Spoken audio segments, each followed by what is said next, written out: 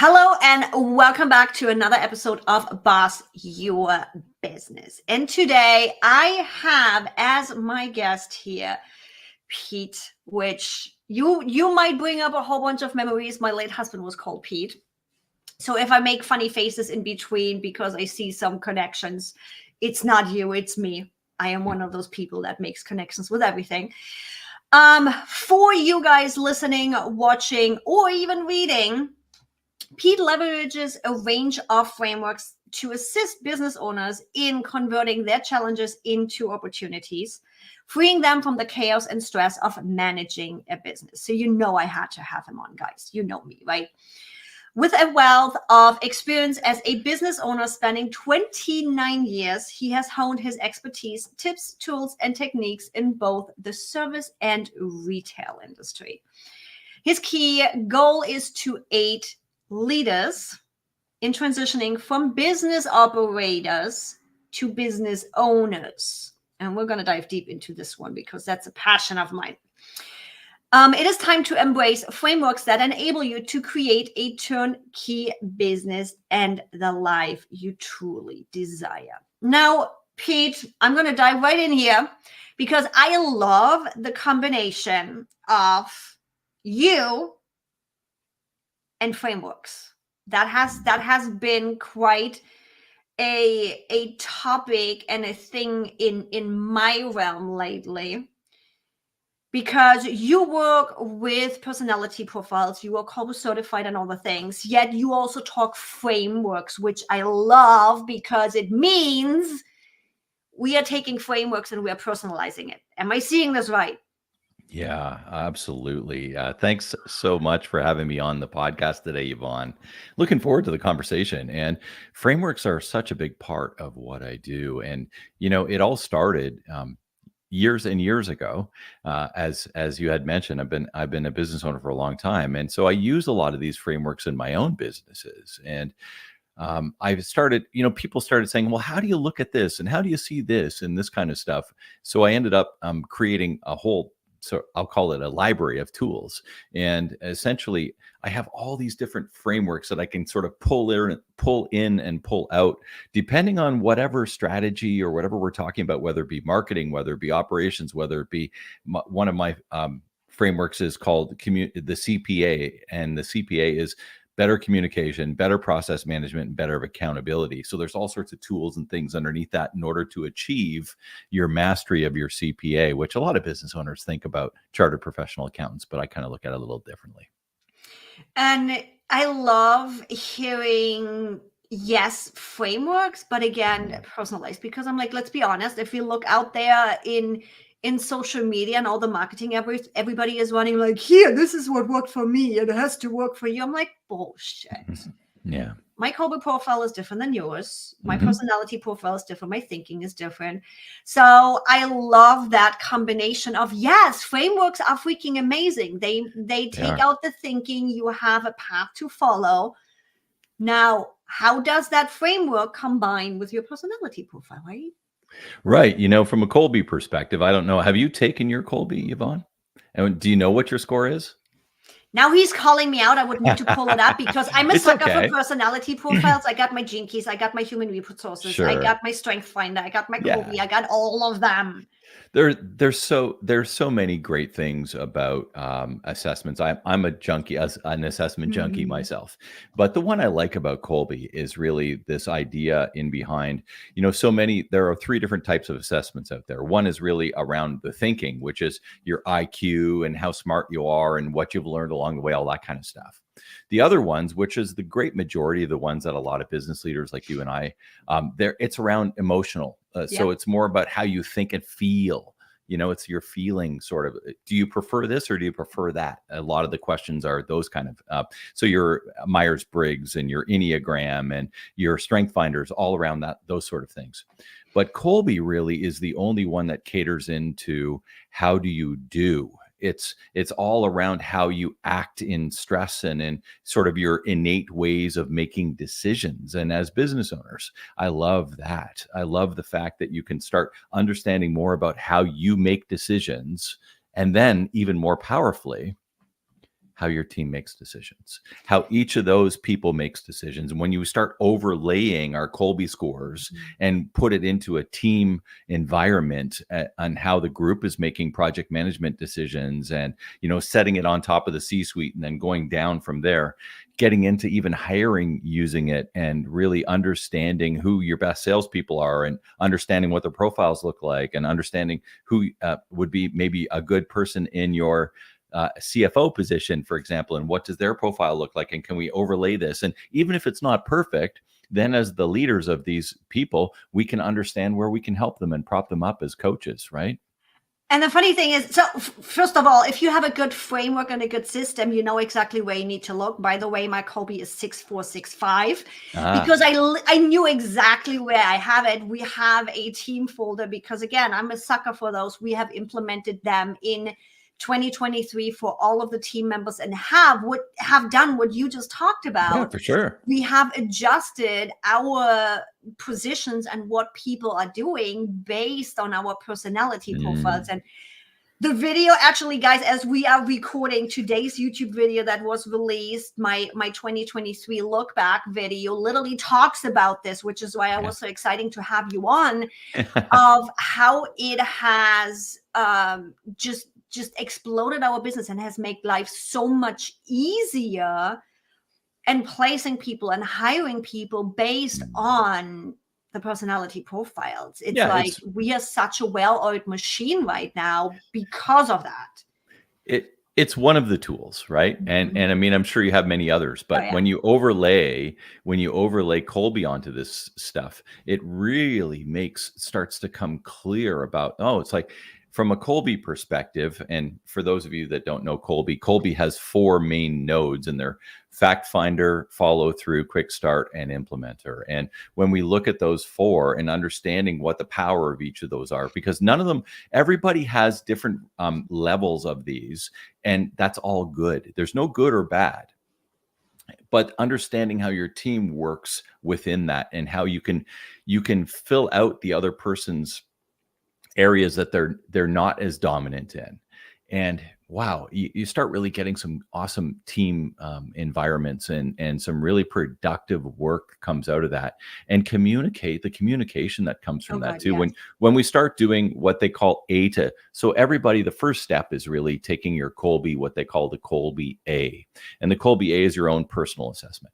And then when we start taking that Kolbe A and you mash it with somebody else's Kolbe A on your team and understanding how to communicate better with them and how that the two of you can get things done better, it's like, that person is a higher fact finder, which basically means they need more information in order to make a decision.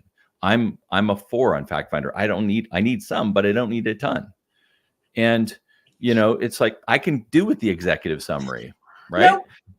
But somebody else on our team might be like, no, like I need all of the information in order to, and that's just one excuse, or not one excuse, but one way of framing this. And all of the other things, it's like, if it's not in a system, I'm not going to get it done. Other people are like, I don't need a system. No problem. You told me to do it. I know how to do it. It's all of these different ways. But when we start understanding ourselves and allowing ourselves the fact that, when we understand ourselves, that appreciating the fact that those are our own unique strengths. They're not weaknesses, they're strengths. And we need to really get behind those strengths and operate within those strengths so that we can make better decisions and be a better leader.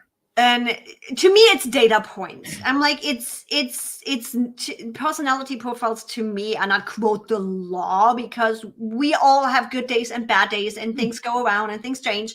But for me, it's a great data point. And I think one of the biggest lessons for me was I suck at the nitty gritty. I'm low on the implementation, where it's like, the big picture, the initial startup, but finishing something when it goes into the nitty gritty and all of the fine polishing and all of the it's not my thing. However, I have somebody on the team that freaking loves the stuff. Right. So I get everything started. Quick start here too. And then here you go, Jeremy. Run with it. Finish it off. I think about my bookkeeper at work. Mhm. And her name is Michelle. And she's a high fact finder, but she's also very high follow through. And I Ooh. think she's an 8 or 9 on follow through. And that's what I want in a bookkeeper. I want somebody who's going to tick every box and make sure the balances are correct and look for that Mhm. last 10 cents and make sure that everything's, in alignment, because I'm not that person. I'm a 3. So I don't want to do that kind of work. That annoys me. It takes all. I can do it. I have lots of business degrees behind my name. I can do it. I know I have the skills and knowledge and comprehension, but it irks me, pains me, and takes away all of my good energy doing that kind of work. So why would I want to work there? I would want to do it where in Michelle's case, she could be, listening to her music, doing all this stuff, and all of a sudden she finishes the, fixing up the visa statement, and she'll be like, woohoo. And I'm thinking, oh my gosh, that's just terrible use of my hour. And she's like, woohoo. So My existence. we're different. We're I feel different you on that people. one. Yeah. Oh, yeah. And then the beautiful thing Yeah. is it's okay. And Mm. so, because we don't have to be the same. And in fact, it's probably best in our team if we're not all the same, because then you're missing out opportunities for all these other areas of things to be looked at when you look into project management and you look into strategy and you look into decision making. If everybody's the same on your team, then there's a whole nother area of stuff that's being missed. Yep. So for everybody that's struggling, that feels misaligned, that feels like business and team is not as good as it could be, what would you recommend? Where would you have them start? Well, really, in most cases, when I start working with some people, we kind of go back to the drawing board with regards to what I call your promise. So I have another framework that's called the 5 Ps. And those 5 Ps are understanding your promise, aligning your product, or if you're a service-based business, your process, your people to that promise, so that you can obtain the right amount of profit. And often what's happened, and especially with the state of change these days, and ever since COVID and a variety of different things over the last few years, things are changing at such a rapid rate that things that people have been doing for a while, they'll say, well, we always did that, and it's just part of what we do. But is it Right. really?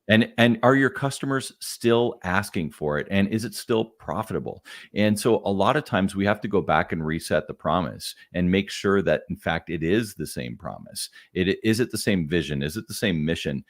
Vision and mission I look at as internal documents and internal things that you're going to use for you and your team. Promise is the thing that you shout out as a leader. This is what we do. This is who we help. This is how we can help you to get you through the problem that you're going through now, using our services, so that you can live a better life, because everybody buys a better life, right? I really like how you just put that, with mission and vision is the internal piece in the business, where the promise is the external. I've been going through the process of really clarifying that, because I finally owned my dream of what I want my business to become, with a nonprofit behind it and everything. We all know coming to a point where you trust yourself to actually dream big takes a little bit. I finally got there. Sweet. So I've been working a lot in that mission and vision area. One of the resources I also use is the Vivid Vision. I like the idea of the book. Cameron Harold. Just putting words to it, so that the team knows, where do I want to take this? But also for me to, okay, when I bring on team members, do they align with what I want? But again, that's mission and vision. So how does that affect, what does that bring the people that we work with? So I really like this idea of having mission and vision internally and having that promise externally, because it is a different writing, it is a different language to be able to convey what you are promising your audience, your community, your clients. Yeah. So kind of rolling that back, that's usually an area where we start. So we want to ensure that, the vision I look at is the 25-year picture. The mission is sort of the marching orders of 25. 20. That's what I do. I can barely envision the next 5 years. Well, that's the mission, or that's the vision, right? The grandiose vision, Got it. and which includes legacy, right? And then the next piece Got is it. your mission. And your mission, I like to keep. I used to say 5 years, but now I'm more like maybe 1 or 2 years, because things are just moving so quick. And the mission are really your marching orders, with the sight of the vision in place. And then, so I call all these the guiding principles, right? And so we work through guiding principles, come up with sort of a one sheet page that you can share with your team. You can share with everybody. You can share on an onboarding process. You do videos about them and you start talking about it, and it becomes part of your culture. But the promise really is, and I'll use the promise for our shoe stores, for example.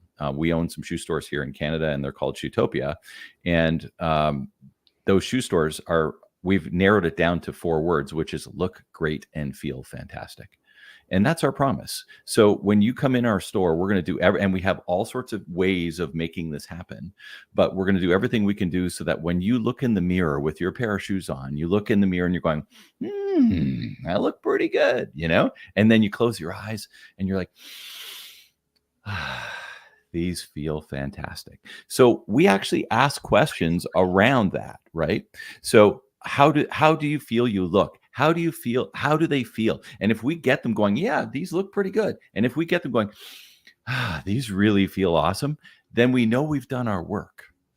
And when they take that up to the till, and they've been reaffirmed with the fact that, yes, I look good. Yes, they feel good. They don't have a problem in paying that bill. And they walk out of the store if the service was good and all the other stuff. And they're thinking, you know what? I'm going back to Shoetopia next time I need a pair of shoes, because that's my favorite shoe store. So all of this has been pre-thought about. We have different systems around it, which I call the heart of Shoetopia, which I also help a lot of my customers develop their heart models so that it drills them down into the center phrasing, which is your promise, so that you have process in place within your team and your sales team in order to make that all happen. And of course, it has to have the right people behind it. It has to have the right process behind it. We have to communicate all of that properly in order to get the end result. Because if we can't get the end result with that very clear picture, nobody's going to spend money with us. And it doesn't matter whether you're selling a pair of shoes, whether you're selling coaching services like I'm talking about here, or whether you're selling anything. We used to have a bathroom cleaning business, and I've cleaned more sinks, toilets, and urinals than you could ever imagine in your entire life. We had that for 10 years. We had a promise behind that business and what we did for our clients. And we grew the business from 30 clients to 300 clients before we sold it. And so those kind of things are how you grow a business, is understanding the clear vision, the clear mission, understanding the promise that that your clients will equate and that your team will get behind, so that you can have a business that spits off the right amount of profit and you can live the life that you want to as a business owner. Please tell me I'm not the only one that struggles a lot with coming to the promise, because it's like that quick little, it's not just a tagline, it is a promise, it is what you deliver. And it's like, oh my God, I've been stuck on just getting into words and getting precise on what it is that I do, that we do. Please tell me I'm not the only one struggling with that. You're not. And you know what? Depending on the business that you offer and have, you could have a couple of different promises. You could have departmental promises, right? And when you think about your marketing, and I do a lot of sort of languaging and things like that as well, but because language is very important when we think about all of that. And, if you think about departmental marketing, you could have a promise. Like I could have a promise around, if I was thinking about the shoe store again, because it's easy. Everybody can associate with the shoe store. But if I think about the kids department, or if I think about our hiking department or men's workwear department, or whatever the case is, we could have separate promises around there with the overarching promise of look good and feel fantastic, right? And so long as you have your overarching one, you can have sub promises, and those are what you're going to drive your marketing. That's the language that you're going to use. That's the language that your sales team is going to use in around those subs. So you can have key phrases for other areas of your business, so long as they're in alignment with the overarching theme. So where my brain now just went for digital businesses, you have your company promise, what is it that we do, what we deliver. But then for the different offers, just like you have for the different departments, for the different offers, you have that promise for the offer that aligns with a company promise. That's the part. It needs to align with the company promise, or else the misalignment causes confusion. And then the question that I would bring up, the question, if there is a misalignment, yes, it could be a misalignment of just clarifying the language and just rewording it. If it's not just a language and a rephrasing, if there's a misalignment between your offer promise and your company promise, there might be more behind that. Maybe that is an offer you shouldn't be offering. It's kind of like we said when we started this part of the conversation around, a lot of stuff has changed. And if you've been in business for 5-10 years and you've been doing things, what I'll call legacy things, for a long time, often we have a hard time getting rid of those because they created and were maybe, 50, 70, 80%, 90% of our business at one time. But are they still? Are they still as relevant? Are they still? And so that's when the idea about coming up with how is your business changing? How is it morphing? What's going on? The strategies around that, very important pieces of the puzzle. And sometimes your promise changes.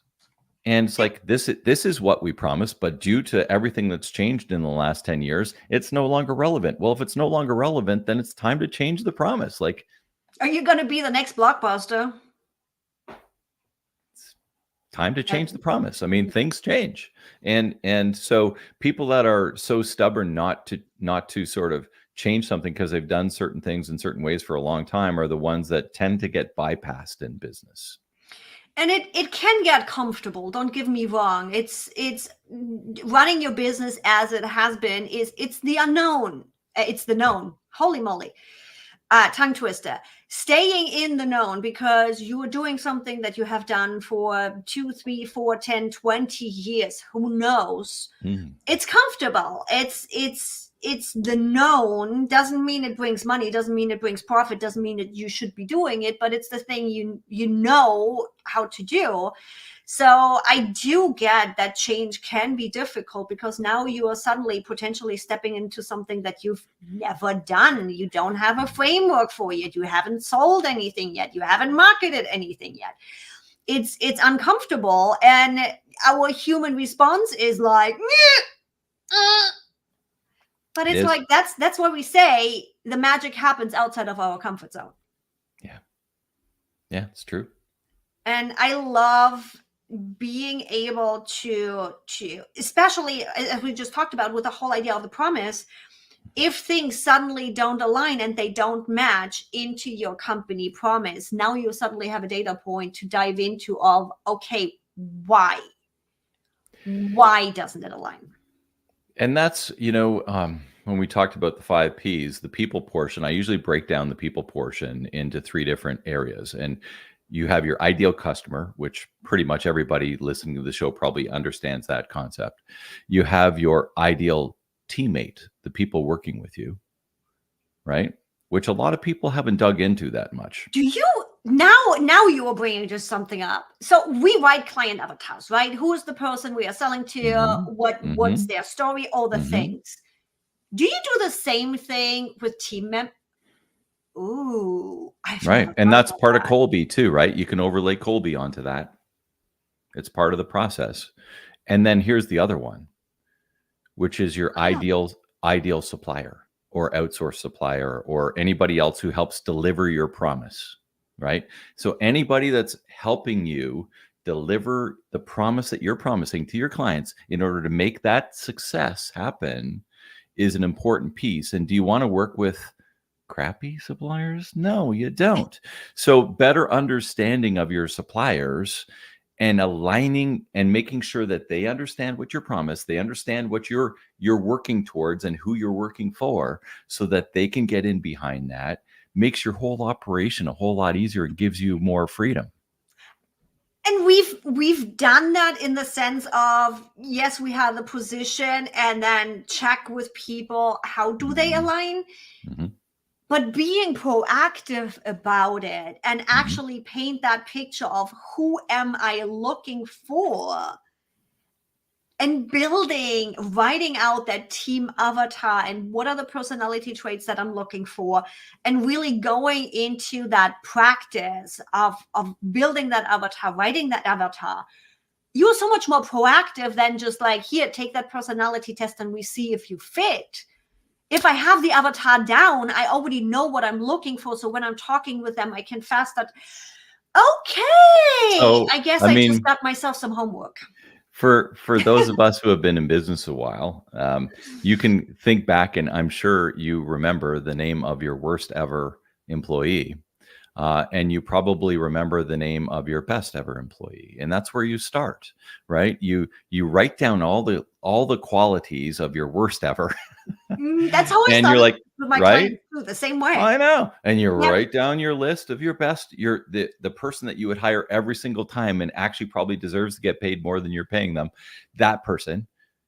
And who do we want to hire? We want to and when we think about our interviewing process, we list we list all of our questions, all of that stuff around attracting this type of person and around repelling the other one, right? So that we're going to literally have the language again that we need in order to hire the right people in alignment with our best ever team members, so that, yeah, hiring and firing costs a lot of money. Oh God, And yes. so if we can do some of this homework up front with Kolbe and with setting these kind of things and interview questions and the variety of different things that we can do to attract the right person to come work for us and help us deliver our promise, then holy cow. I mean, and think of the lowered frustration. It's like, that's one of the things that for me, it's like, it's the frustration portions that just drive me crazy around some of this stuff. And it's like, that's why I've come up with so many frameworks, because I want to reduce frustration, not only for myself and my operations, but for the people that I work with. And frustrations just means misalignment. And I'm like, Mm. again, we had a lot of that in 2023, where with my core team of three, we were fairly well aligned already, but there were a couple of pieces of friction. Sure. And we're like, why are we doing this? And now it's like, it's a full-on well-oiled machine. Literally, while we are recording here, my mini me is taking care of some client work, just backing me up with the bottom row of implementation, because not my thing.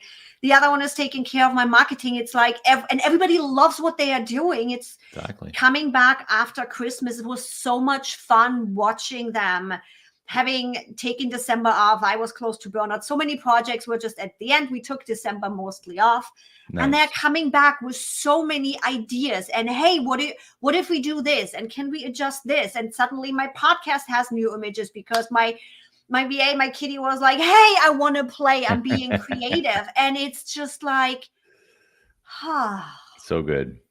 And it's fun working with them because they are excited about what they are doing and not like, oh my God, she's asking me to do that again.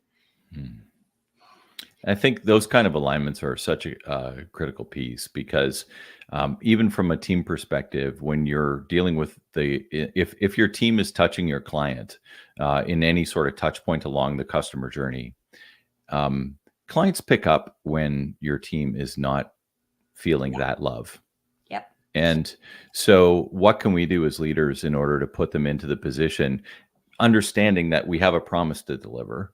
And, some people are going to have to do some things that they don't like, but the bigger the team gets, the more you can put them into their own unique ability to really, flourish in that area. And when people will ask me, well, how do I know when this is happening, even for yourself? Well, when it's happening for yourself, when it doesn't feel like work anymore. When at the end of the day, you do not feel as though you're tired and worn out and ready for bed. When at the end of the day, you've had a long day, you've put in your 8 or 10 hours, and you're still going, oh my gosh, that was awesome. I could do it all over again. And you jump out of bed next morning at 6 a.m. ready to do it again. It's when you know you're doing the right thing, right? Yep. And you're doing what you truly love, and what instead of it sucking the living life out of you, like I said, trying to rectify my visa statement would do for me. I have the capability. I can do that work. I'm trained for it, doesn't mean that I should be doing it. So having the conversations with you, Yvonne, having these kind of things, this is what gives me energy. This is what excites me. And so I try to lay out my days and do these kind of things that I'm spending as much time in the areas that give me excitement and give me power, give me energy in the work that I like to do as the part of work I do as the leader of the organization that I run, so that everybody else can do the same. So for everybody that wants to dive deeper into all of this, where can they find you? Best bet is just go to my website, which it's a long one, but it's simplifyingentrpreneurship.com. So simplifyingentrpreneurship.com. On the social side, I hang out on LinkedIn. So it's Pete Mohr, M-O-H-R. And you can catch me either place.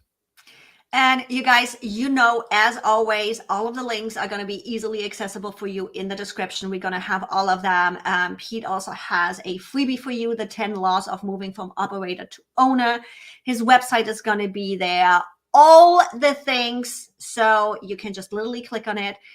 Pete, thank you so much for joining me today. I got my workout cut out now for the weekend because I'm going to go write at least my business promise. Thank you so much for joining me. Everybody else, thanks so much for listening and watching in. Make sure you hit that subscribe button so you don't miss the next episode.